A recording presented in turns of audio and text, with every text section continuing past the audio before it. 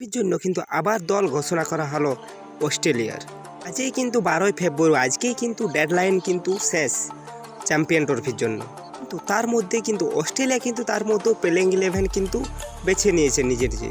তার মধ্যেও কিন্তু অস্ট্রেলিয়ার যে 5জন সুপারস্টার তারা কিন্তু বাদ পড়ে গেছে প্লেইং 11 থেকে। তো 5জন সুপারস্টার কে কে আপনারা দেখুন।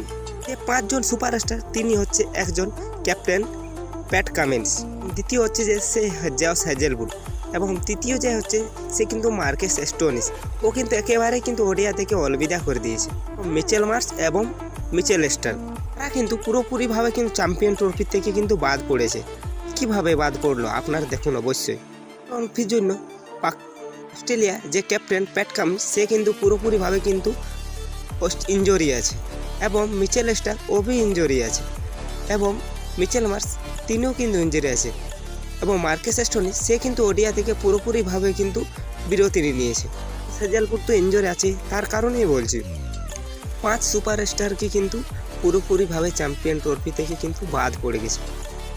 চ্যাম্পিয়ন ট্রফির জন্য পুরোপুরিভাবে জটিল থাকায় তার পরিবর্তে কিন্তু স্টিভ স্মিথকে কিন্তু ক্যাপ্টেন্সির দায়িত্ব দেওয়া হবে।